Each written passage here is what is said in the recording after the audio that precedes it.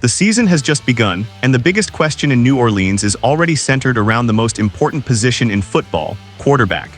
After Derek Carr's retirement, head coach Kellen Moore put his trust in second-year signal caller Spencer Rattler, a move many saw as risky. But are the Saints already ready to move on? Stick around until the end of the video, hit that like button, subscribe to the channel, and let us know in the comments. Should Rattler get more time as the starter, or is it time to start over? Rattler's rookie campaign in 2024 was shaky, full of mistakes and inconsistent play. But here in 2025, it's clear he's taken a step forward. Despite playing behind a suspect offensive line and working with a struggling receiving core, Rattler has shown better poise, accuracy, and decision-making. Still, if New Orleans ends up with the league's worst record, the front office will be under serious pressure to reset at the quarterback position. That's where Fernando Mendoza comes in. The Indiana quarterback has emerged as the top name in college football's 2026 draft class. According to Fansided's Christopher Klein, Mendoza has already surpassed more well-known names like Arch Manning and Garrett Nussmeier in the race for QB1. Standing 64 with athleticism, sharp accuracy, and a high football IQ, Mendoza has flourished in Curt Cignetti's offense after transferring from Cal.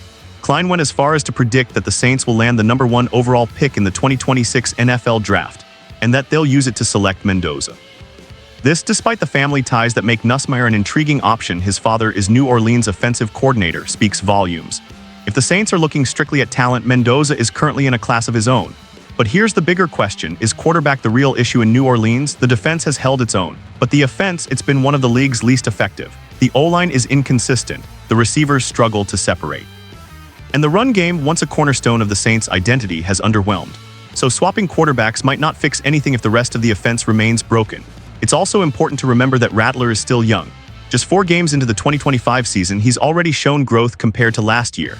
Young quarterbacks need time to develop, something the Saints may not be willing to offer if they're staring down the #1 pick in the draft. But giving up too soon on Rattler could come back to haunt them. Drafting Mendoza could make sense from a pure talent perspective. But unless the Saints also fix the core issues around the QB, they'll just end up in the same situation a year from now, asking why the new guy isn't producing either. So what do you think, Saints fans? Is it time to turn the page on Spencer Rattler and bet big on Fernando Mendoza in the next draft?